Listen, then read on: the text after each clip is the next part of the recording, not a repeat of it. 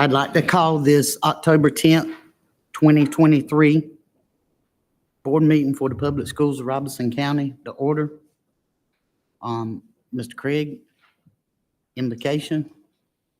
And Mr. Craig, I'd like for you to remember the state of Israel tonight.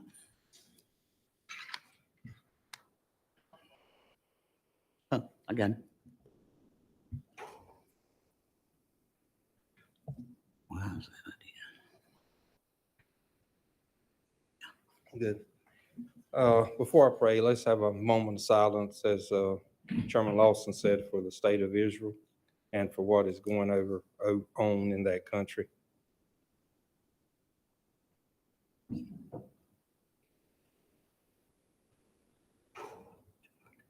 Thank you.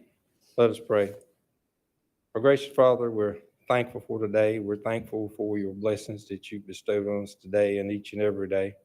We're thankful for all the people that are here and for what everyone here represents.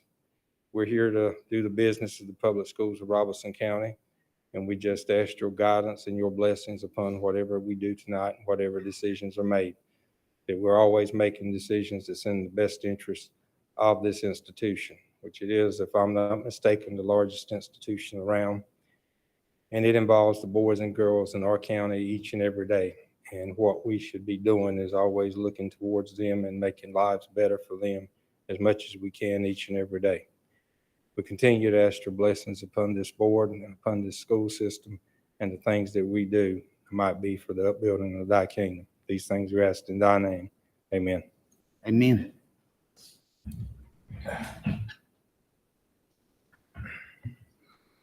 Adoption of the agenda.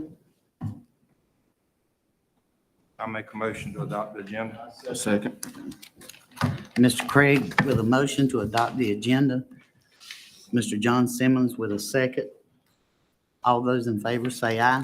Aye. All opposed, no. Motion carries. Approval of the minutes open session. Make a motion. I've got a motion by Mr. Gentry, a second by Mr. Henry Brewer. Approval of the minutes open session. All those in favor say aye. All opposed, no. Motion carries. Information items, upcoming solar eclipse. Mr. Kenneth. Good evening, school board members, Chairman Lawson and Superintendent Williamson and everybody else here aboard with us. Let's see if this thing works. Okay. Yes, it does. Good. Okay. So I'm here to tell you about two eclipses. This is the only time, by the way, as the quote says up there, you're only going to see this one time in your whole academic career. I don't care who you are. You can be a kindergartner. You're only going to see this once. Okay. So this is a pretty cool thing. That's happening in our skies. The moon and the sun happen to align twice this academic year. And of course, yeah. This is the diagram you've probably seen in every physical science or earth science textbook that's out there. Your basic stock diagram. What I like about this diagram particularly is that they mention this is not anywhere close to scale.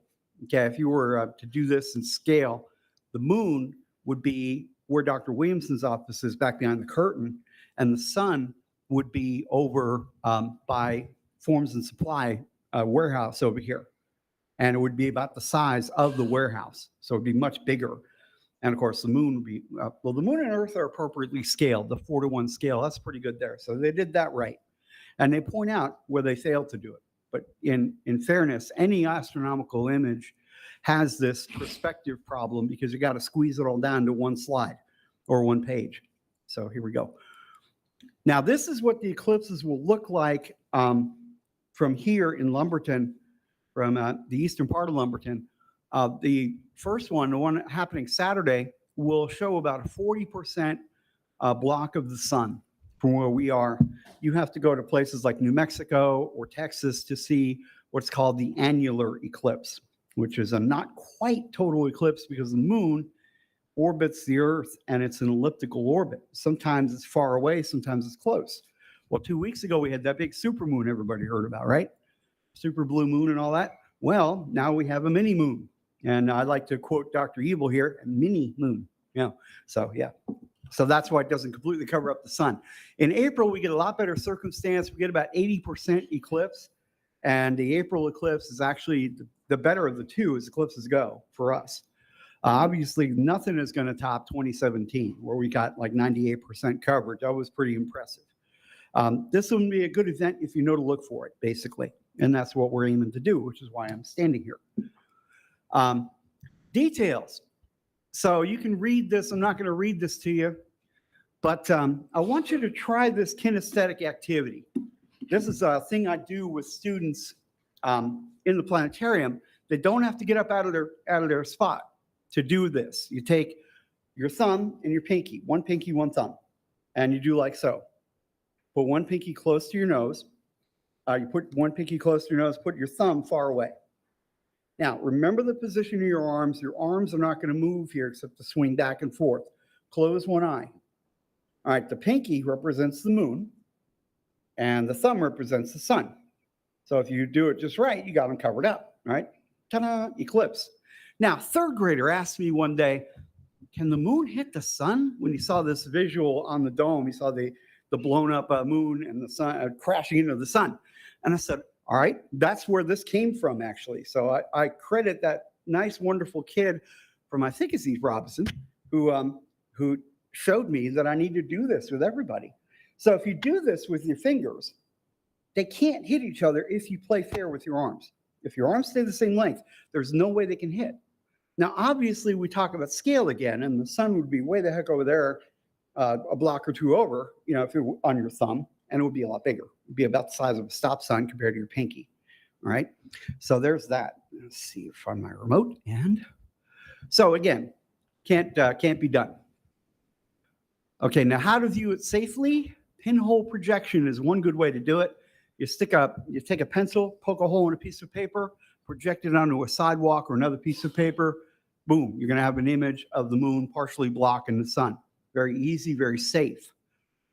And then, of course, because of the wonderful leadership I have, thank you so much, Dr. Williamson, Dr. Carr. Thank you for getting these glasses for everybody on camp. If you work for the PSRC or you go to school here, you got a set of glasses.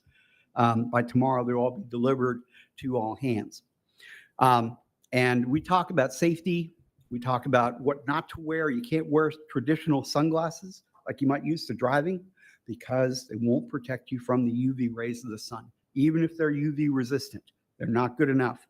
They will burn your sun. The worst part is you won't know what's happening until about 8 weeks later, or 8 hours later, get my units straight, when you wake up in blinding pain because your retinas are hurting.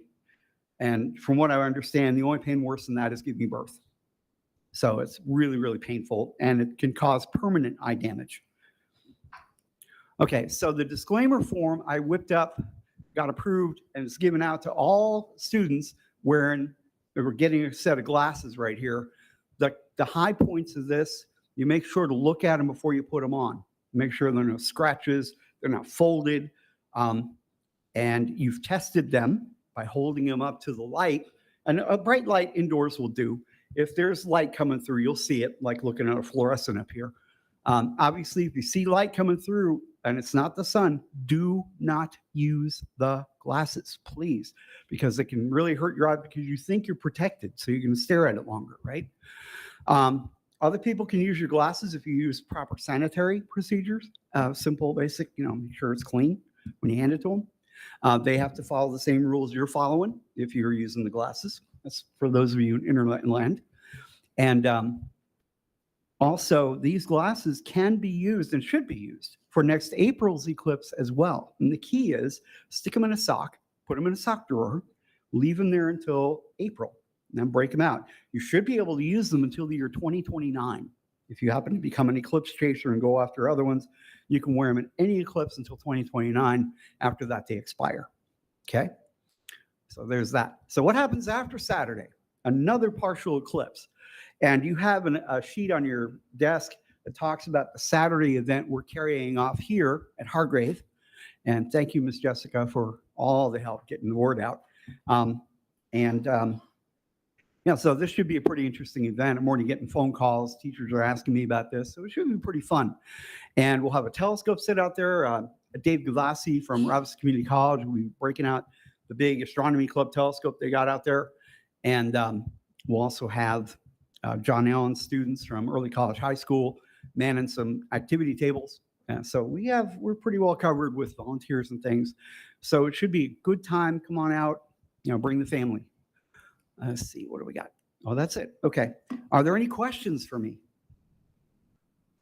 All right. Thank you very much. Thank you, sir. Next, CTEC, notice to proceed. Dr. Williamson.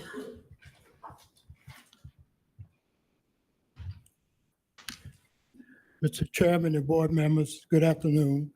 This is an exciting time. You have in your board package a letter dated October 5, 23 from SFL&A Architects, written by our project manager, Michael, who's with us, to Mr. Aaron Thomas, President, Metcon Construction, in reference to our Public Schools of Robeson County new Career Center, Technical Education, Planetarium, Science Center. It is a notice to proceed with a completion date of June 1, 2025. So congratulations to you to be at this point and a notice to proceed. Michael, you want to add anything to that? Extremely excited. Great. Give yourselves a hand. Congratulations.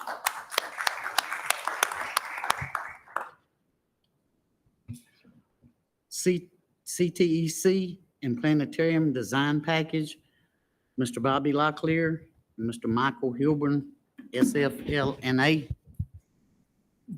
Good evening, Chairman Lawson, Dr. Williamson, board members.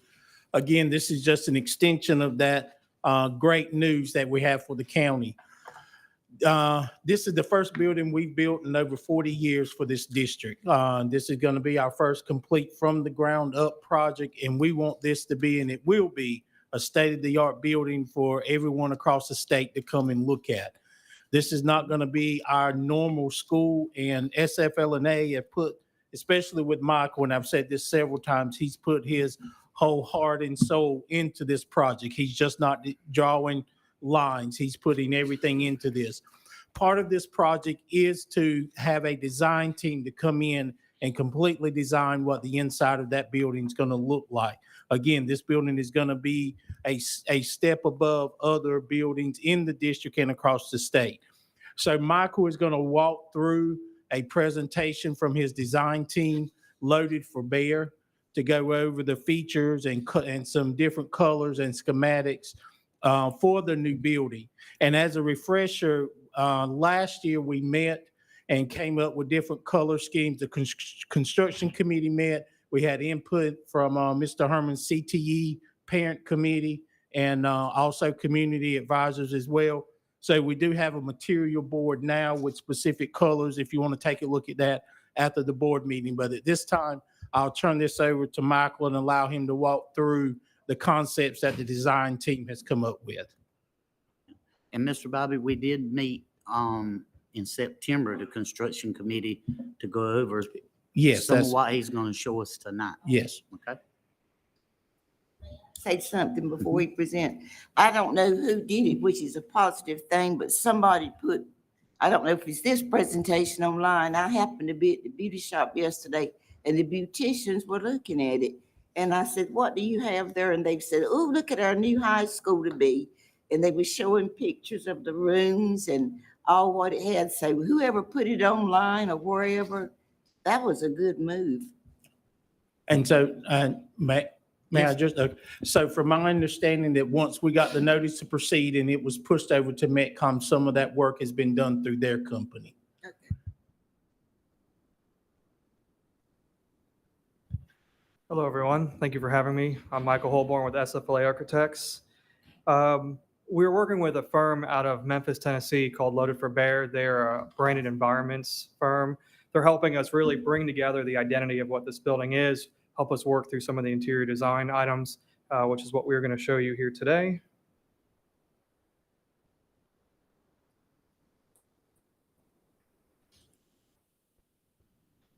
So what we really want to do is it's not just about materials and the building and the space, but it's also about the graphics, the fonts. It's all of that. Everything comes together and ties together to speak cohesively throughout the space and for the building. So that message that you want out there is tailored exactly the way you want it. And that is why we're putting a lot of effort into this. So we're calling this our vibe slide. So this is really just some inspirational images. Some of this is work that Loaded for Bear has done. Some of this is just some imagery we found online, really just to get an understanding of where some contemporary spaces and environmental designs are going. So C-Tech, we really want that name C-Tech to be the forefront of what is at the top of people's minds. And this diagram here, actually, if you were to look at the floor plan of the building, this actually is the floor plan of the building. We have these two main corridor spaces, as you see in purple.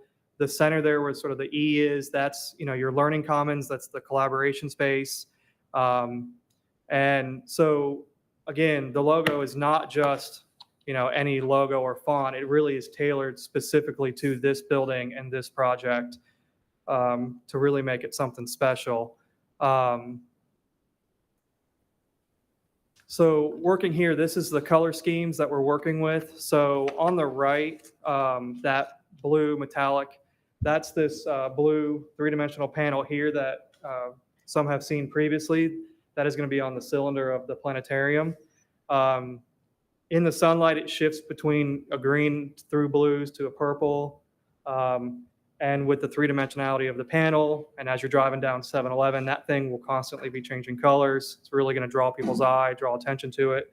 And it's something special that, quite honestly, I haven't really seen on many projects. Using some natural woods throughout the project as well, and then a color scheme that is outside of the traditional kind of primary colors, of like red, blue, green, and that, to try to, again, make this a project that's a little more special and contemporary as well. So this slide shows you kind of how the logo works with those different colors. Whether it's the blue logo on a white background or a white logo on a blue background, and then the various colors and a horizontal orientation and a vertical orientation. And then also with the full name of the project as well. So the typography, it's a sans serif. It's meant to be easily readable. That's really important. We don't want to get too swirly with the type because it just makes it illegible from a distance and all that. So went with a nice clean typeface here. So exterior signage, there's two main locations. So on the entry to the high school side, we'll have the C-Tech letters up on there's sort of this white box. And then on the planetarium side, we have the public schools, Robeson County, Planetarium and Science Center. Those will be like a stainless steel letter that's backlit. So you will be able to see it at night and all that. But just very clean, contemporary. It won't go out of style in 5 years. This is something that will be timeless. Here's the C-Tech, again, branding this school and getting that name, at the front of the project. This, quite honestly, is my favorite part of this whole presentation. I am so excited about this, I can't even see straight, to be honest with you. Because I promise you all in 2 years' time, less than 2 years' time, I will be standing right next to that C-Tech sculpture with my wife and 2 children taking tons of photos. And I guarantee you, I'm going to be waiting in line with all the other students as well and everybody else. That is a moment that I personally love art, when art can get involved, because it just inspires people. And this is an artistic piece that is branding, which is what's brilliant about it. It's branding and art at the same time. And it's a focal point. If you look, it goes straight through the canopy to your entry. So as you enter and exit this project, that C-Tech sculpture will be, in your line of sight. And I guarantee that's going to be where every student is going to be taking every photo that they're going to upload to Instagram, and all the branding and social media and stuff is going to come through there. The building will be in the background. It's super exciting that we can get some art involved that also helps with the messaging, with the branding. So this just gives you a sense of the scale. It is very large. You can see it from the street. That's the other thing too, is 7-Eleven is quite a bit of ways from where the building is. So this brings out the sort of, we will have a LED sign out by the road, but this sort of brings that architecture kind of out a little bit closer to 7-Eleven. And then, we looked at, where we could place the public schools logo on the building, but honestly, it was sort of too far away and you start to kind of lose being able to read the messaging. So what we want to do is either stamp it in the concrete, or we'll do like a stainless steel kind of inlay in the concrete. But this way, every time you enter this building, you have to see the public schools of Robeson County logo. So it's right there at the forefront of this project. And we just really think that this is a really interesting way to get that messaging there. Plus, we will have it, as you can see on the doors back there, we'll have the logo there, as well as the CTEC logo on the main entry doors. So that's also really exciting to have that there. So discussing wayfinding. So each of the classrooms, we're looking at having this geometric graphic. It kind of harkens back to this three-dimensional panel that's going to be on the planetarium, and you'll see this geometric theme throughout. But really, it's just an easy way for wayfinding, large sign, instead of looking for a small sign with a room number. This just sort of looks at two different colors, whether it's sort of a dark blue or a lighter blue. This is a rendering of what that would look like. So at each entry to a classroom, you would have this vinyl graphic in a color and then a three-dimensional letter sign, in this case, the EMT lab. And this, again, just showing you different colors. Again, even signage such as restrooms, we wanted to make it something special and unique. So you can see the geometric design there, and then the geometric pattern of the metal panels around the planetarium cylinder. Just tying those back and giving you something special.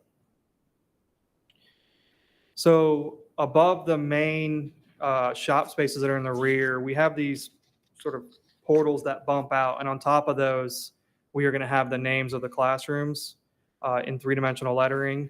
The nice thing about these is if you do down the road swap out programs and that, these letters are very easily swapped out for different ones. So, we want to, while we're trying to brand and create this identity, we also realize there needs to be flexibility within the building. So the strategy for this is it's not going to damage any walls or anything. It's attached to the top of that portal. So you can easily detach it and put in new letters, and off you go. This sort of shows a three-dimensionality of what those letters are.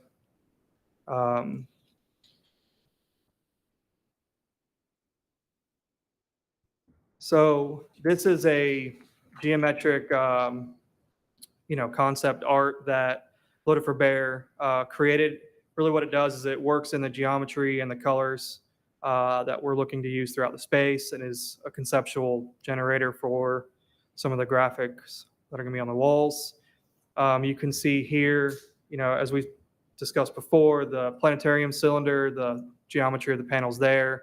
We also have this interesting ceiling grid you can see below there in the dining space. And then the exposed structural system also has the same angular geometry. So tying all this together to where it's architecture, it's interior design, it's the graphics, it's everything, one cohesive design.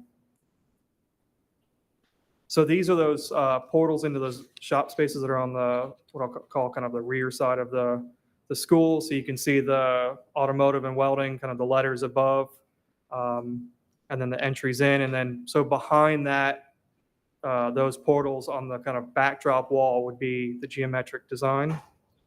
And this is just a vinyl graphic, could potentially just be painted. We'll look into kind of which makes the most sense at the time. Here's a rendering of that space, showing the graphics as well. The other thing we're looking at doing is we can bring those graphics down onto the floor as well. Again, so it's not just a 2D static image, that this becomes more three-dimensional. You interact with that, these graphics, you're interacting with the building by bringing, some of those lines kind of down. So it's not just art on the wall, you're sort of enveloped in it. And just another rendering here, you can see sort of the green stripe in the foreground and the blue and the orange one in the back. Bringing those designs kind of throughout the space. This one shows kind of a typical classroom, and then you can see the shop in the background. So we'll have a graphic on one of the walls, a sort of an accent wall, and then you can kind of, on the left side, you see that glass roll-up door that leads into the shop, and then there's one on the right as well. The idea is a lot of transparency between, so as students and faculty are moving around the school, they can see not only into the classrooms, but through to the shop spaces and see the activities that are going on. We want to inspire students to not only, put focus in on, say they're doing automotive, but if they see something interesting, say at mechatronics, and that might create or inspire students to, maybe come together and work together to create something new that we've, never seen before. So it's that collaboration and that inspiration that we want to keep the visibility going. Another space here, so this is your drone lab. Just again showing sort of graphics on one of the walls. Here's your EMT lab with your ambulance simulator in the space. And then, even things as simple as a crosswalk, right? You think it's just a crosswalk, it's a couple stripes. But if we add some graphics there to the crosswalk, it creates more interest. Before you even get to the building, you walk across something interesting, and it's these little details that will set this project apart from every other project. And honestly, the cost to do this is pretty minimal, but this is something people are going to talk about. They're going to take pictures of, they're going to put it on Instagram. These are the things that set this project apart. And that's why we will continue to look at every little detail of this project and make sure that, this project is at the forefront. So for the Science Center, we're looking at doing a super graphic along the north wall. Really just sort of trying to tie in just some of the elements with the planetarium and the different activities going on. And then the two large folding doors you see there, that leads into the makerspace room. So there'll be graphics on that back wall as well. That sort of tie it all together. And this again just gives you a sense of the scale and three-dimensionality of this graphic on that wall. And again, astronaut, somebody looking through the telescope, really just trying to create inspiration with some of these inspirational images, but tying back the colors and the geometry back to the rest of the high school. So that way, these are not two separate spaces, but it's all tied together into one cohesive project that will inspire all students. And then the planetarium space. So in the lobby, we looked at some spaces that used colored acrylic. And when the natural light comes through there, it creates these really interesting, colorful shadows. So there was originally this inspiration for these shards of acrylic kind of over the lobby. That has morphed into this, which is a very conceptual interpretation of, say, planets and planetary bodies. It's not really meant to be the solar system or anything, but it's more alluding to it. So this is how you would see it kind of looking up at the wood ceiling. And then in the space, you can see the three-dimensionality of those overlapping acrylic pieces. We think it creates a fun and interesting, as you enter into the space with the large volume that's there, and as you're waiting to see your planetarium show or go to the Science Center, you have this really fun art piece hanging over your head. And yeah, be ready. This is going to be amazing. Super excited. Thank you all. Are there any questions? I would just like to thank you and your group, and also commend the ones that served on construction in the past and present, that the process of going through this. It looks good. Yes, sir. Hey. Yeah. Ms. Gentry, I got Mr. Craig, and then I'll get you. Mr. Michael, I'm not sure if you're the one to answer this. My one question is, when we're gonna start digging? We have the notice to proceed. They're starting digging. So what? They have the notice to proceed. They'll start digging. I think Okay. equipment's out there. Yeah, I seen the equipment. Okay, thank Yeah. you. Oh, they're getting going. Yep. Hang on a minute. Let me get Mr. Gentry. God, I got them all lit up. Go ahead, Mr. Gentry. Obviously, there is a high percentage of glass in the exterior wall. And I think you've already said this, but that glass is designed to maximize the conservation of energy inside the building and at the same time allow natural solar energy into the building. That's correct. Yeah, we're using a very thermally efficient glass. I mean, it is glass. I will admit that it's not as good as having, tons of insulation in a wall. However, natural light in an educational setting has been proven over and over again to be vital for, students' well-being and education and inspiration. The benefit here too is this building actually faces mostly north. So all that glass is really on the north side. So you're not going to get a lot of that solar heat gain that you would typically if it was facing south.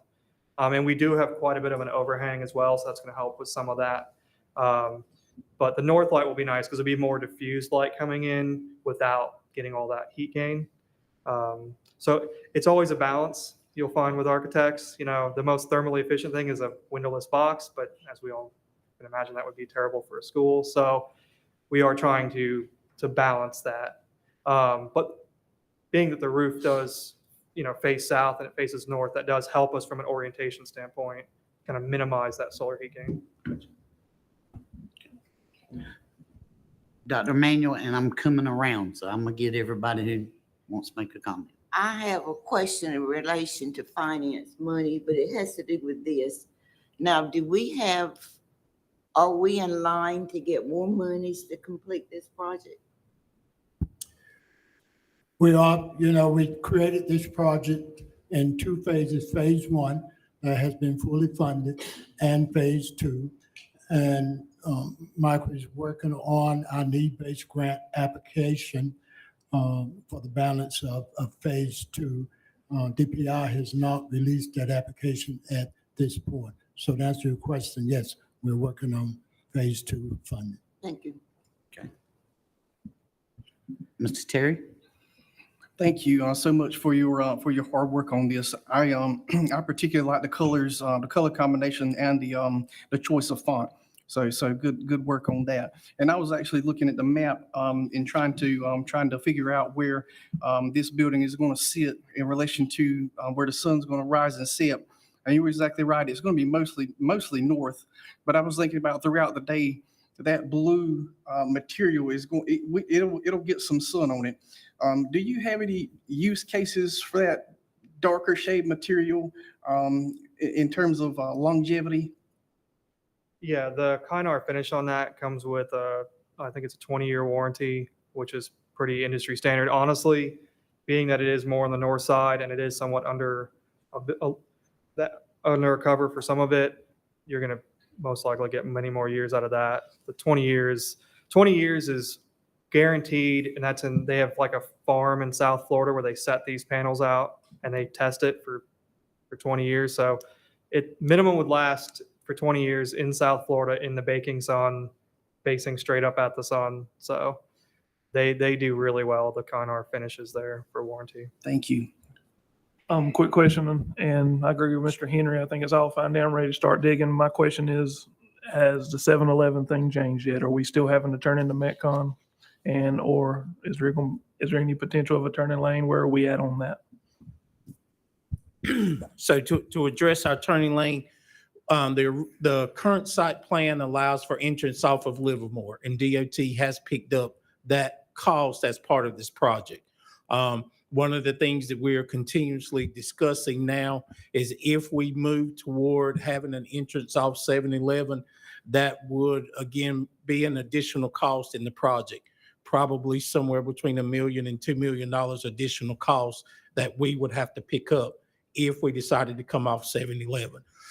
So we have not said no to that option, but we have not also agreed that we're going to come off of 7-Eleven.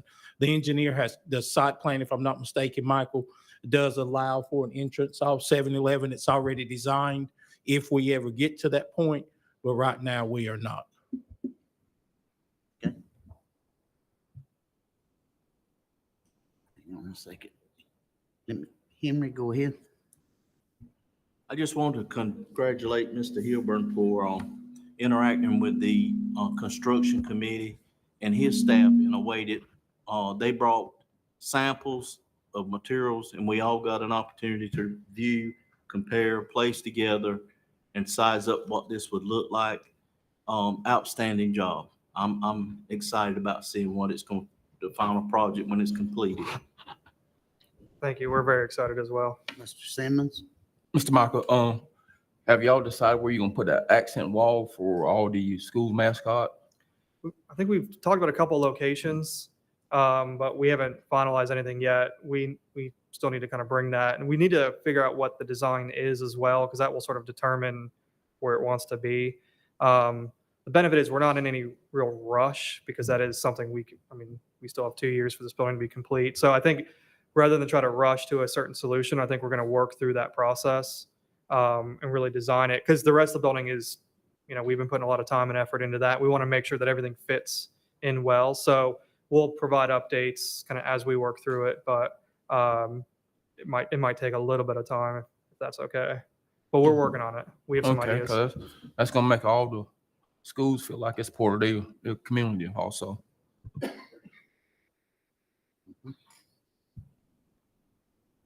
Okay. Thank you. Thank you so much. Next, we have public comment. Mr. Doug McBroom.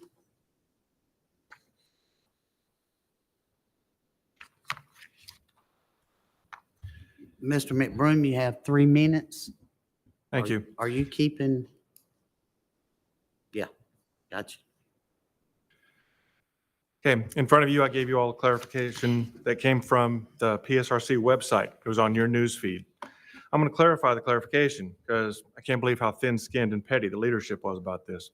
I showed you how your website was out of date and you attacked me. I feel like I'm dealing with a 10-year-old having a tantrum when I do that kind of stuff. But in the clarification, you stated I didn't give my name. And that's right, I didn't, because honestly, I don't have to. Okay, this is not Nazi Germany. Everybody clear about that? Because some people seem to think it's different. Okay, I didn't think about it personally, because my experience has been that getting information from PSRC is like pulling teeth from a shark. Okay. Oh, by the way, your clarification, that was your clarification from PSRC, there was no name attached to it. So I guess that makes you the pot and me the kettle, because you didn't attach a name to whoever wrote it. Now, I will say I feel bad for the tech, because the tech, I'm sure he got raked over the coals and he was just doing his job. But he got raked over the coals, I'm sure. And to be clear, he never once said that any of these pages that I'm looking at were being updated. Okay, what he did say was that their computer upgrades and systems that were going on had caused some of the pages to glitch, and there was inadvertent closing them. That's it. And that's why it wasn't a problem. He opened 2 pages. That was it. Just a couple of pages. The rest of the pages were completely open, and I got information from those. So the vast majority of that stuff was still absolutely 100% open. Now, I want to make sure we're clear that the website itself has been incorrect for years. So in that statement that was given, for to say that the process was been the process of fixing it, okay, that's kind of rings hollow, because it's been like that for years. Okay.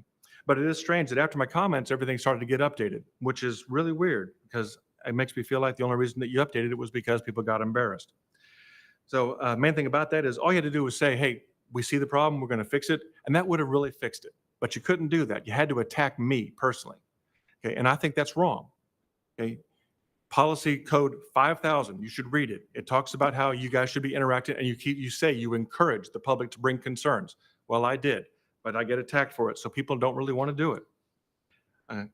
at this point, I really think that it's just going to be one of those things that it's going to take embarrassing people to get it to happen. Okay? And it's funny that the board members, you guys seem to think I'm on some kind of crusade. Okay? Yeah, you're right. I want there to be better education. That's my crusade. I want the kids to get a better education. I want to know if anybody here is on a crusade, because it doesn't seem like people are. All you want to do is attack me for bringing up stuff that you know is wrong. Okay? And by the way, for Mike Smith, okay, policy 2110, okay, he has to be sworn in. That's what the policy says. And I went and read that, and I went and read the law that follows it. Okay, and he is supposed to be sworn in. And if you're not sure about that, okay, this is July 10th, 2018. And it talks about swearing in of newly elected board members, and includes Mike Smith, Ms. Manuel, several others. See, that's in the law. And if you think I twisted something, please tell me what I twisted. You all have a good night.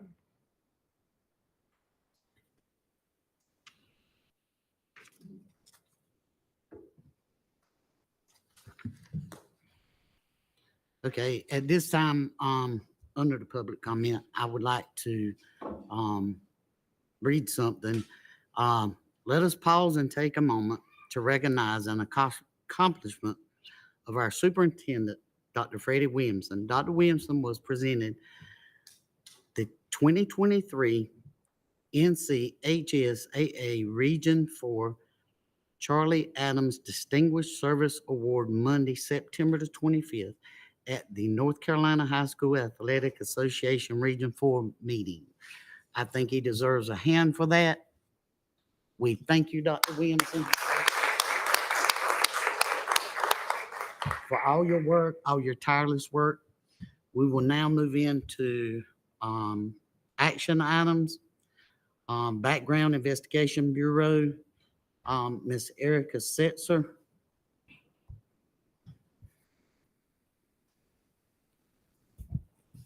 Good evening, Chairman Lawson, Superintendent Dr. Williamson, and board members. As you can see, I'm filling in for Miss Melissa tonight, who is at the paint conference. And she said she included in your packet some information on the Background Investigation Bureau, or BIB, which is a background check vendor that we started researching due to the fact we found screening one might not be the best option for us to catch everything we needed to see when we're employing new staff. So she checked with some neighboring districts and found Blade and Hope, Cumberland are already using BIB as a service for their background checks, and Moore County and Columbus County are exploring that possibility. She met virtually with Ms. Jennifer Drake, the BIB representative, and discussed the features of the system, and processed 2 potential employees at that time in real time during that call to see what kind of information came up for those employees. And our board attorney has reviewed that as well. And it's been determined we'll get more reliable results from this particular vendor. And she said she provided a fact sheet in your information. If you have any questions, I'll try to answer those.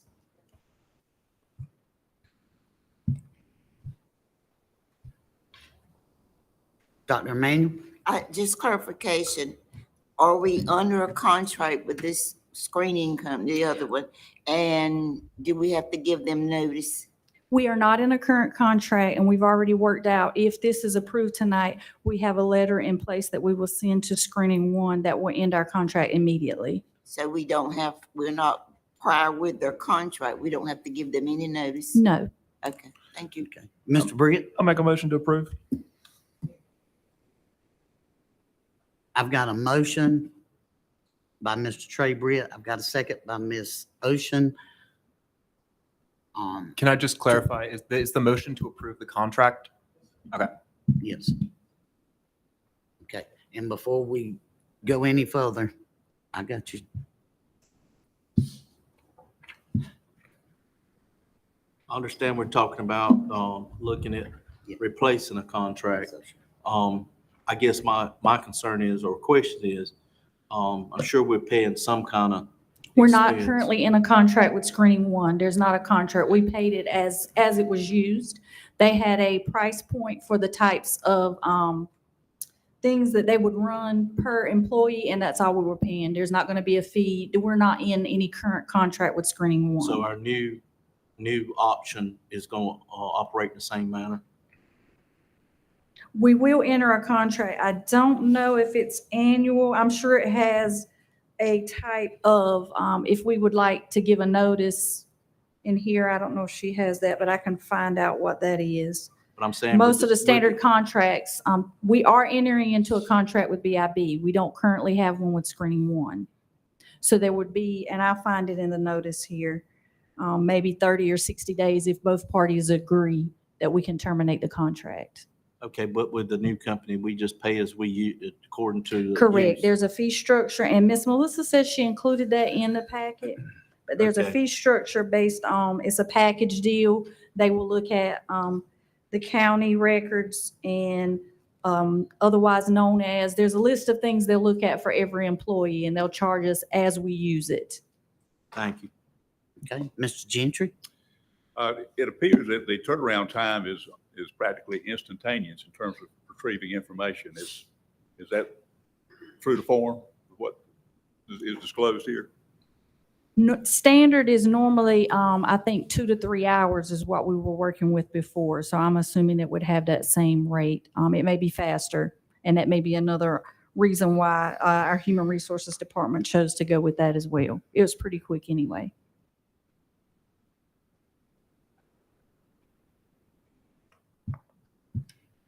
Mr. Craig, were you on? You're good? Okay. I have a motion to approve the BIB, and I have a second by Ms. Ocean. All those in favor say aye. All opposed, no. Motion carries. Thank you. I've got district and school improvement plans. Ms. Wendy Dorsey Carr.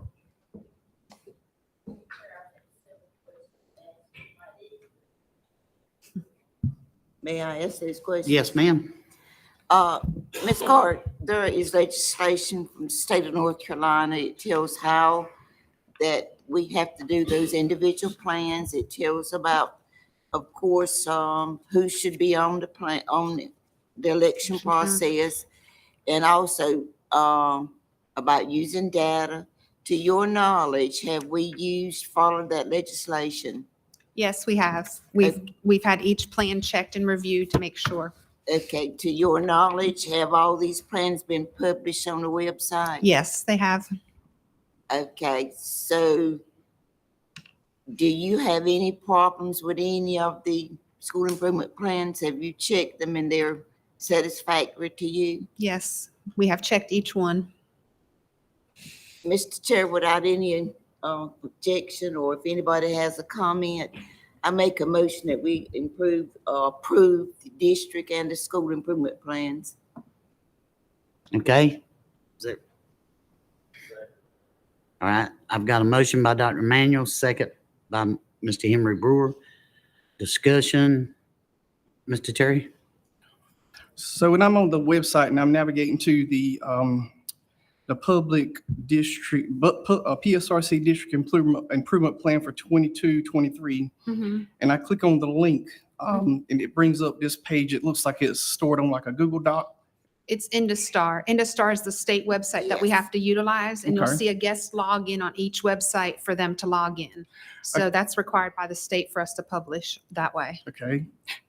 So when I click on district improvement plan from this page, it brings up a file from a Google Doc, and that's not, It's the same plan. okay, It's the same plan. okay, and the date is 10/5/22. So I have to look at the link because Yeah. Mr. Cole has linked all of them. So it might be one that's a bad link, and we'll take care of it. Okay, no, Mhm. I'm not sure if this is the latest one. I was just wondering about some of the percentages of the action items from last year. So Mhm. we're voting to approve the district improvement plan and the school improvement plans, I guess, for the upcoming year. Mhm. But where are we in terms of our goals from last year?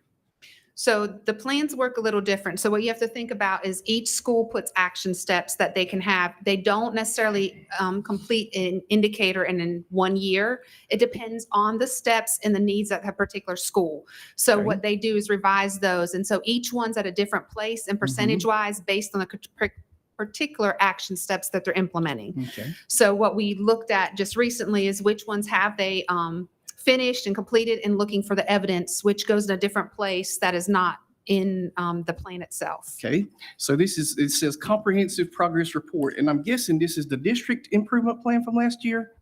Yes, So- I can't see, but yes, I believe it is. It's just directly from the district improvement plan site. And I click on the link that says district improvement plan, and it has progress percentages. Okay. And I'm just wondering, if we're voting on something, on a document that says our district is going to improve X by X percent, at what point do we reflect on what we promised to do last year at this level? So what happens every single meeting we go to, so we have a district improvement team meeting twice a month or once a month with the entire team, which is when everybody comes. What you have is a document that's stagnant, but every month we go through and look at the indicators and actions and look at where we are. So it's determined if it's complete, then we mark it complete. If not, based on the data, we make revisions. So it's changed and adjusted based on those particular needs and what the data shows us. And so that what you have is the stagnant plan, but if I can show you later after the meeting, I can show you the active plan, which shows you every month how the changes are made and the adjustments that we have to make. The state also reviews our plan every year because of us being in low performing status. So they also review and provide us feedback to make sure that we're implementing those pieces that are in the plan. I would really, and I would love to see that. And I'd also like to see the actual document for what we're voting on right now. I mean, I trust Dr. Emmanuel's judgment 100%, but I mean, I would really like to see the document that we're. It's in the link that I shared that had every single one. So the link that I think Ms. Patty sent out with all the plans, it had every school plan and in the district improvement plan that's currently the updated version. I'll check it out. I must have missed it, and I apologize. But you know, it would be interesting to see, like, for example, this one in terms of actions, we're 27 of 45, which is 60%. And you just keep scrolling down, and there's some of these due dates that's passed, you know, that's been long past that's not been updated, I guess. There's deadlines of 6:30, 6:30, 6:30, 6:30 for this past year. And do we have updates on all of these? Yes, pieces? so that's what I'm sharing. So in the active link that I'll show you, they actually, when you log in, it'll show you every time we update it. So that one is a stagnant document, but there should be also an Industar link that I'll show you that gives you a guest login that you can constantly view every month any changes that have been made. Okay, I see the guest login and everything. So we may want to just do away with that link if it's never going to, I mean, you know, if it's not accurate and updated. Well, we had to post it last year. So once it's approved, we can post the new one for this year. So we can't, that plan that you see right there, that one, once a year has to be approved, and that one has to get posted along with the guest login. So tonight, after you approve it, we'll post the current one plus the guest login so you can see it as it changes. May I make a statement? In other words, Industar, this whole thing is a living document that we work on continuously. And you have to do a checkup. You have to look at, see what they're doing, the schools, and you have to check it up. It's just by law. If you read the law, it's just, you just got to do what they tell you to do. I understand. And it's an individual plan for every school. You can't just have one. In other words, this is one thing we all got to do. You have to look at every individual school. Then the district has to look at all those schools, summarize what is it we're going to do. And I know it sounds complicated, but really, it's not at all complicated to be. This district can't operate without following the law on the school improvement I understand. I'm just asking the question. Well, that's okay. Is there any way that we can ensure that when you look on this document and you have a section that says, okay, by 6/30/2023, we're going to have additional coaching. Coaching will be provided for all EL education-based observations. If we're going to have that on our public-facing website, then I'm going to say something and probably get some kickback later, but I do agree with Mr. McBroom in terms of having things on the website that's not updated. And I know that you can log into IndoStar and see all that stuff, but there's a difference between a document that states this is what we are going to do for the year versus a document that states this is the progress of each one of those pieces. Thank you. Okay, Mr. Craig? Just a comment about the school improvement plans, and I know they've changed. The one you see on there that says 6:30, and maybe we should work a way to get the date off, but that was approved last year, which works through last year. Now, it's still sitting there because the plans for the individual schools this year have not been approved. And that's what this vote here tonight will do. Now, once that's done, those dates will change on that. I understand. And again, and that's, now that you do, Mr. Terry, that's just with the public. And again, these are, each individual school has a plan that their numbers are going to differ from school to school. Then in turn, from all of those, the county has the plan that Dr. Carr and her staff and group, they meet, I think, once a month, if I'm not mistaken. And we got different parent groups and different groups meeting with them, which is if some of this changes, then we can make changes based on various things that's going on. This is not the plan. This document is called Comprehensive Progress Report. So that's different from the actual plan. So, Mr. Terry, that's what the state calls it. The report that runs in there is called the comprehensive plan. So the state actually, we can't change the name on the plan. That is the plan. Unfortunately, that's the way it's named. And that's why, if you'll see on the district website, in the very top in our news feed, we always have the IndoStar login and the guest login so that the most current version can always be accessed through that piece. Can we do away with this file? Or can we do away with this link? We will be after tonight, Okay. yes. Mr. Vontae? I would like to call for the question. There's been a call for the question. There's a motion and a second on the floor. All those in favor say aye. Aye. All opposed? Hearing none, motion carries. Mr. Speaker, I just wanted to ask the question, how do we, I'm the chairman. not the I mean, speaker. Mr. Chairman, how do we rank with the state as far as meeting those improvements? Are we on target? Yes, so the state gives us feedback, and as far as our plans, yes, we are on target with what is required and what we're supposed to do as far as a comprehensive needs assessment and actually making and addressing those changes. So the state gives us certain guidance, they review our plans and give us additional feedback every year. And so then we also give coaching comments to each school twice a month to help provide support.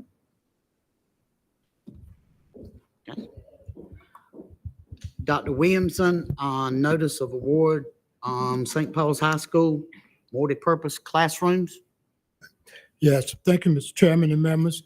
As you are aware, we are using federal ESSA funds to construct multipurpose classrooms at Pernell Sweat High School and St. Paul's High School. What you have in your package is notice of award. If you would pull that piece, please. Bobby, we went through the bid process, and tonight we're going to ask the board to accept the bid, M Square Construction for St. Paul's High School multipurpose classroom at a base bid price of $5,267,000, please. Mr. G, you put them. Mr. Vontae? I'd like to make the motion to approve. Second. I've got a motion by Mr. Vontae and a second by Mr. Henry to approve the St. Paul's High School multipurpose classroom and the awards, the notice of award. All those in favor say aye. Aye. All opposed, no. Motion carries. Great.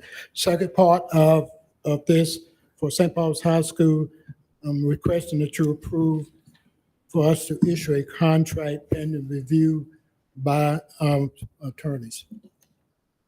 I made the motion. Second. Mr. Henry made the motion for Purnell Sweat High School multi-purpose classroom, notice of award. Mr. Vontae with a second. I think this is still St. Paul's High School. Yes, still St. Paul said This to is- put a contract. Yeah, this is Oh, for the okay. this is for the contract for that same St. Paul's bid. I'm sorry. All those in favor say aye. Aye. All opposed, no. Great, thank you. Second request, notice of award to M Square Construction for Purnell Sweat High School at a base bid price of $5,449,000 for the multipurpose classroom, please. Like to make the motion? Vontae. Mr. Vontae made the motion to approve Purnell Sweat High School multipurpose classroom notice of award. Mr. Henry with a second. All those in favor say aye. Aye. All opposed, no. Motion carries. Great. Mr. Chair, members also request approval to issue a contract pending review by our attorneys, please. So move. Mr. Vontae with a motion. Mr. Henry with a second. All those in favor say aye. Aye. All opposed, no.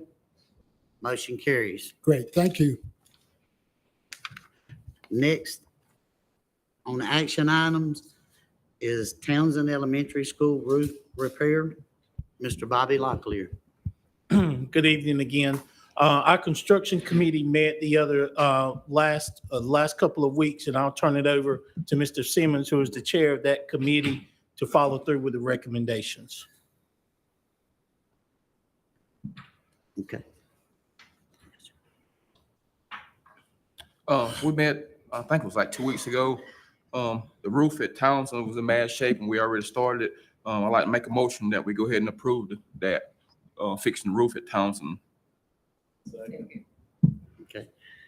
I've got Mr. John making a motion to proceed with the Townsend Elementary school roof repair. I've got Ms. Ocean with a second. All those in favor say aye. Aye. All opposed, no. Motion carries. And Mr. Chair, to follow up from the construction committee that our meeting, at this point in time, this will be our only capital outlay project for this school year.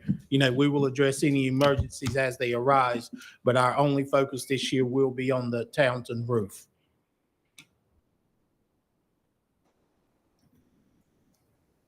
Okay, Mr. Bobby, planetarium bid specs. So we included in your packet a 12-page highlight of the planetarium alternates. The planetarium is a unique space in our new building. It's not like the other spaces in there. So in order for Metcom to move forward with a bid, one of the requirements is that the board must approve the alternates for the planetarium as designed by SFLNA. And so what we're asking tonight is for you just to approve those alternates. I've got a motion by Mr. Gentry, second by Mr. Henry to approve the planetarium bid specs. All those in favor say aye. Aye. All opposed, no. Motion carries.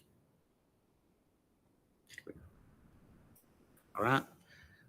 Planetarium sole source option, Mr. Bobby. Again, the planetarium is such a unique space. We are not sure what we may get into when we begin the bidding process.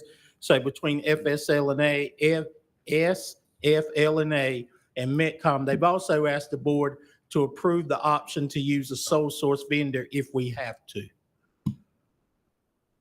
Just for clarity on this one, if SFLNA or Metcon is going to need the board to sole source something, the board is going to then have to approve that. What they're requesting here is that if they need to sole source something, that they don't want to spring it on you guys or anything. So this is just a request so you understand that some things may need to be sole sourced. So the motion should include that they would need to justify that to you for you to approve those sole source options.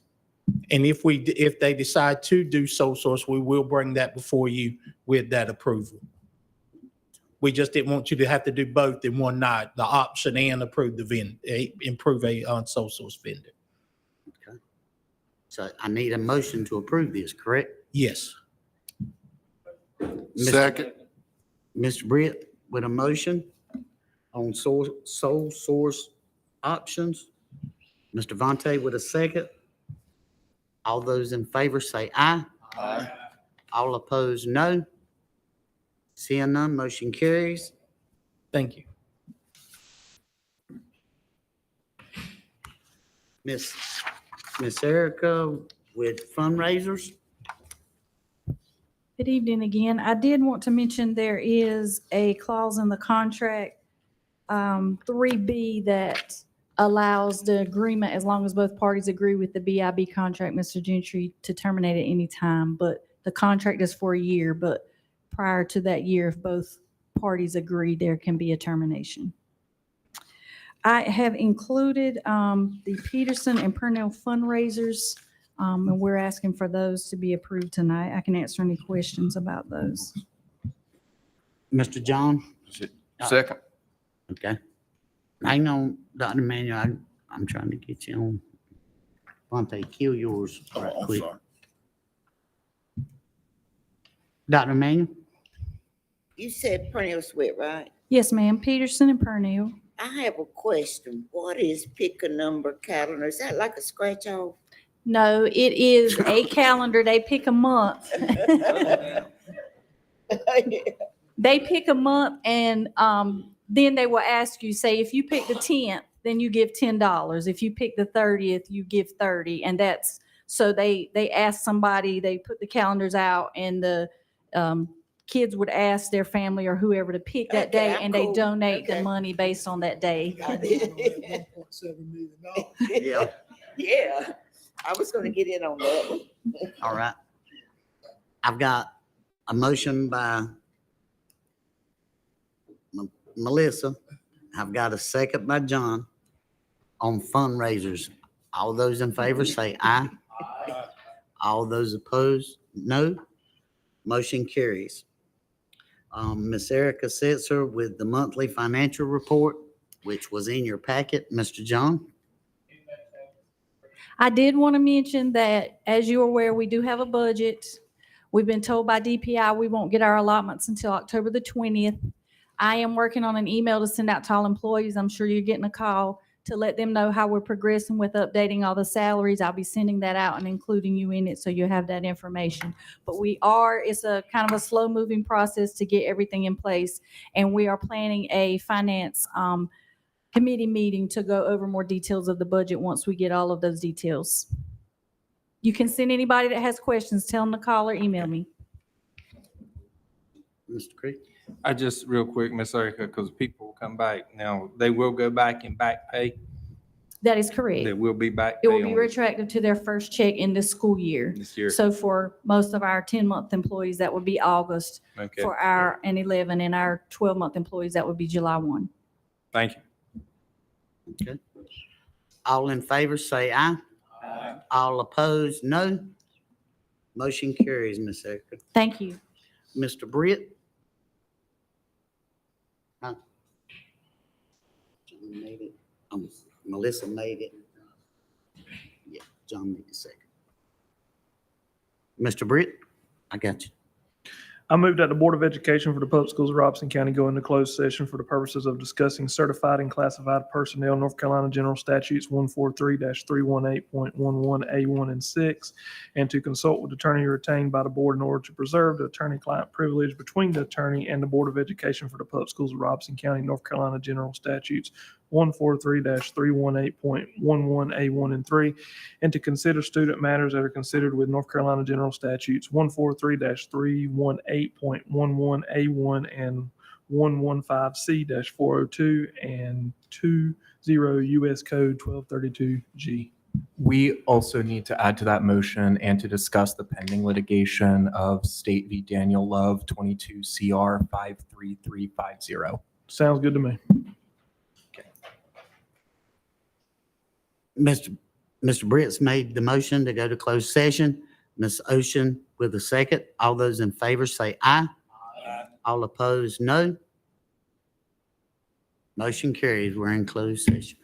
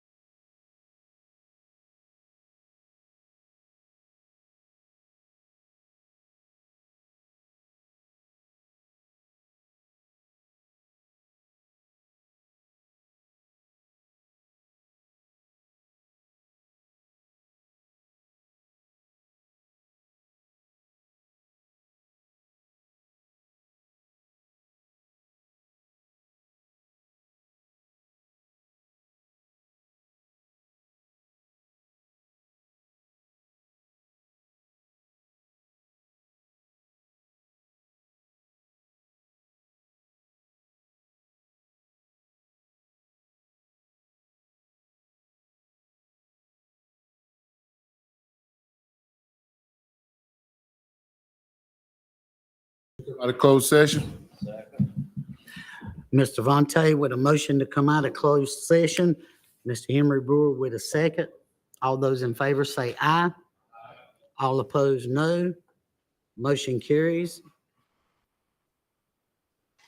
Need a motion to approve closed session. Oh, wait a minute. We got the- No. Yes.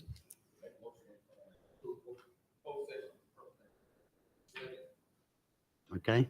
Any discussion? Okay.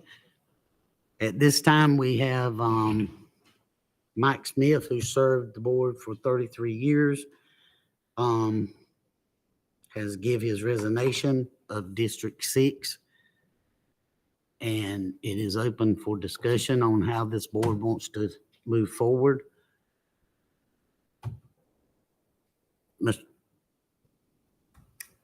Mr. Henry?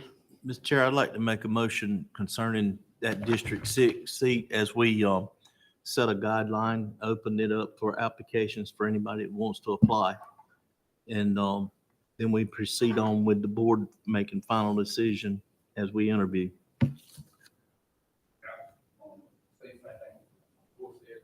Dr. Williams and his cabinet come up with a application by Friday, and by Monday or Tuesday, 2 weeks from that date, candidates can apply. They'll have a 2-week window. Okay. All those in favor, say aye. All opposed, no. Motion carries. I need a motion for closed session minutes. Yeah. Go ahead. Do we want to go ahead and discuss the process for vetting those applications, or are we going to agree to just interview everybody that applies? Or are we going to develop some sort of matrix to filter candidates out? Or what is the typical best practice for such procedures, if anybody's been through this process before or is aware? Or is this just a situation where the board needs to agree on a process and move forward? Mr. Jones? I've got track now. Okay. The way they did it when Mr. Freese had to resign from our seat, there was like a 12 or 20 questionnaire form, a Google form. You had to fill it out. The board members got that form. They looked over it, and they didn't do an open interview, but they chose from that form. But this one here, I like to do an open interview. Also look at the form, the application that we got, then let them come in and do an interview. And there would be a vetting process. Okay, who's, hang on one time. Mr. Gentry? Well, that was my question earlier. That the vetting process, and my understanding, and I could be incorrect, but the vetting process would be a separate process from the final interview process, thus eliminating applications that would not work or that would not suit us and save time. Correct. Vontae? Also, Mr. Chair, I want you to tell the audience that whoever is elected or something, whoever is chosen, it'll be just the 2024, they have to run again. Right. They have to run again in 2024, and when they run again in 2024, it'll only be a 2-year term. Is that correct? Yes, sir. The process is, and I guess the state statutes, correct? Mr. Attorney? Yes, yeah, the process is set by the state statute. You guys have local laws that deal with it, but they essentially refer you back to the state statute here. Right. So it would be for from now to 2024. But that person or whoever that would have to file this December, run that election, and finish. It would be a 2-year term in July from then, and they would be back on the right cycle again.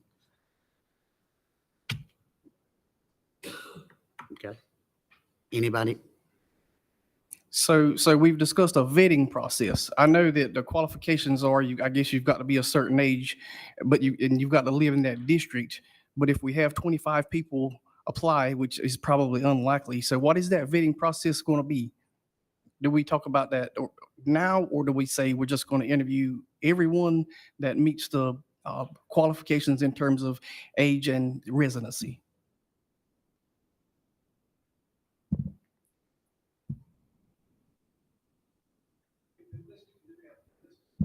Hang on, Miss Terry, I'm trying to get this thing. Unless work we for can, me. unless we can do that vetting process in closed session. I mean, I thought I was under the understanding that we had to sort of hash this out in open session if the full board was going to agree on anything. We just can't throw our hands up and say we're going to have a vetting process and just go on and then have interviews. I think that should be maybe solidified before we start the Well, process. what would you say your vetting process is? Give us an example. You're on the board. Do you want to so- have education preferences? Do you want to have experience preferences? I mean, you can do it like a job interview. You can do it like a come one, come all. And that's opening the door up for anybody that applies. If they're, I guess, 18 years old and they live in that district, then we're going to have to interview them. And if we don't interview somebody, we're going to have to come up with some reasons or rationale why we did not. Right? To an extent, yes. To an extent. I mean, do you understand what I'm saying is, Mr. Terry? If somebody fills out application as a felon, okay, so that could be part of the. That's already part of it. Okay. So you got to go by your North Carolina general statutes, okay, to serve as a school board member. If we What? get 25 people that pass that process, are we going to interview all 25 of them? You're the board. You've got So to make the we got to decision. come up with that. That's, Yeah. go ahead, Vontae. Well, I think, I don't know how many people try to fill the vacancy of the seat, but I do think, we all public servants here, and I think if somebody fill out the application or take out the time to come fill out applications to serve and stuff, I think it's at least our duty just to give them an interview and you see how it go. I don't say, I don't think educational preference or where they work at, occupation, stuff like that don't have nothing to do with serving our students here at the public schools of Robeson County. I think also they need a recommendation, from someone in the community. That's a powerful thing. And saying that, Dr. Manuel, somebody in District 6 and they are out there Yes, sir. in that district. You're talking about, it represents Parkland Elementary, Red Springs High, Red Springs Middle, St. Paul's Elementary, St. Paul's Middle, St. Paul's High School. Yes, sir. There are people in those communities who have worked for, and I say worked to help the public schools of Robeson Yes, County, sir. and who support the public schools of Robeson County and supports the kids of the public schools of Robeson County. That's who I would be looking for, somebody who is involved in the community already. That's my opinion. I You would- are a board, Yeah. and I'm at your pleasure. I would say submit to us 3 recommendations, from the Okay. community. That would be something that I would ask for if I were on the Mhm. selection committee. And I really think we might be overblowing this. I don't think we're going to have 25 people, 30 people. I really don't. Because most people work or don't have the time to put into this that it takes. Mr. Craig? I don't think myself there'd be that many people. And for me, there's a criteria going to be put on there as far as applying. That criteria is going to be the same criteria it was for us to run. Mhm. That's the criteria. Whatever the criteria we had to fulfill to run for the board, that's the criteria would be for this person. So whatever that criteria is, so be it. Now, if they apply, and folks, when you do interviews, and all of you have been involved with interviews, sometimes questions could be answered very quickly and very clearly. I'm not going to say you'd be here, a long time. And again, I personally don't think that many people will apply. I hope a good number applies and, we could make a selection. But again, the criteria for qualifying to run for this position is whatever our criteria was. So it's not dealing with our education or our work or whatever. It's whatever we were that fulfills their criteria. Right. I agree with what Vontae and Mr. Craig and Dr. Manuel said, the three references as well. I think if they're willing to put in for it, I'm willing to listen to all of them as well. Okay. So we're in agreement with that? Mhm. Okay. Anything else? I agree. I like the idea of having three references. Should those references come from that district, or do they just have to be residents of Robeson From the County? district. From the district, there we Yes, go. sir. Okay, and the reason I said, I thought it was important because somebody said the word vet. And when you say vet, then you've got to have some criteria set. So we've established that we're going to use the same criteria, of course, that was used for us, somebody living in the district, and at least three letters of reference, or three reference letters from members of that community. And we have the application process and be good to go. Do we need to make a motion? So we have a motion on the floor right now. What I've taken from what the board has said right now is that it would like the motion to reflect the following, that an application will be posted by Friday by the superintendent to allow for applications. Those applications will then be open for 2 weeks. Upon the 2 weeks, the board will have a special called meeting. Included in those applications will be a requirement for 3 references from members of District 6 in that community to recommend that person. And then the board will make its final decision at its regular called meeting in November. Is that all correct? I second your motion. Could we put, may I say something, Mr. Go Chair? ahead. Could we put a word in there, reputable references or some kind of word, because they could go get the man walking beside the road to write a reference. How can we qualify that? Or can you? I'm talking to the lawyer. You want to know how you can define reputable, but I think you're going to get into a spot where it's just going to be too difficult to enforce. There's nothing that would, Business or what can you say? I think it will be difficult to administer to have a requirement for reputable community references would be my concern there. I think that in reviewing the applications, the board can take into account the reputability of the references. Well, that's what okay. We would just use our own judgment. If it's the man walking beside the road, we'll know. Okay. That motion and seconds on the floor. All those in favor? Say- So just for the record, the original motion was made by Mr. Simmons and has been amended. Am I correct to what I said? You made the motion?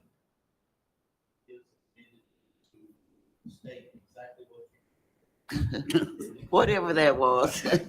And then, Yeah, and you got it. Yep. He's got it here. Yeah. so we have a motion on the floor that was initially seconded by Mr. Leach already. All those in favor say aye. All opposed? Motion carries.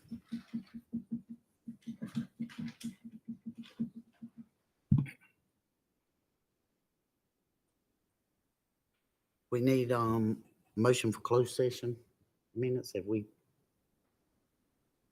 went through that? We had a motion to approve the closed session minutes made by Mr. Simmons and seconded by Okay, Mr. right. Leach. Now personnel. I need a motion to approve personnel as presented. I've got Mr. Gentry with a motion to approve personnel as presented. I've got Mr. Vontae Leach with the second. All those in favor say aye. All opposed, no.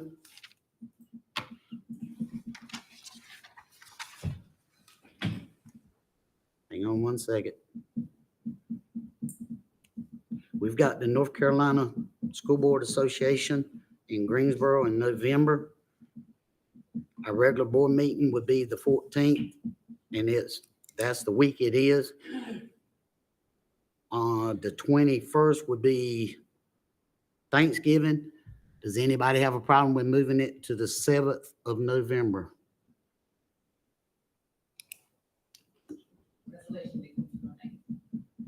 That's on Wednesday. How about Thursday, the 9th? I need a motion.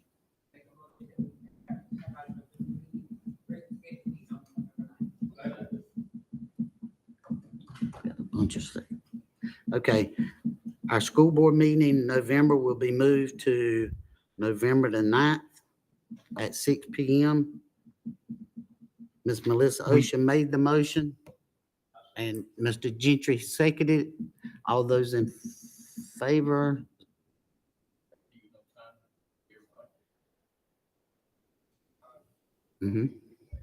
No, he said it's good. All those in favor say aye. All opposed, no. Motion carries.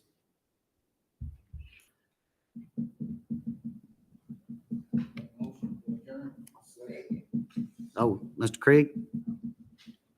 One thing and we'll get out of here. And I think I did this earlier at one time, but I'd like to thank Mike for all he did. For, what was it, 33 years, if I'm Yes, not sir. mistaken. So Yes, sir. again, I'd like to thank him and his family for what he did. He done a lot during his tenure on the school board. He was an advocate for the public schools of Robeson County. He's the longest serving board member. Yep. In the For history, the pub- probably. Right, for the public schools of Robeson County. And in fact, I think it came about during the merger. He may have been on Red Springs School Board, I don't know.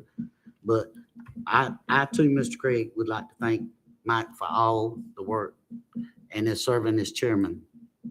And it's no easy job. Mr. Henry? Mr. Lawson, I'd also like to thank the District 6 voters for being patient during this process because it's been a difficult time for Mr. Mike. And I would like for them to know that I'm saying publicly that we were all in hopes that he would get better and be able to come back and serve. But their families has taken a true position to say, hey, we're going to draw a line. And we just thank everybody for their patience. That's true. Mr. John, you made the motion to adjourn, and there was a second. All those in favor say aye. All opposed, no. You're adjourned.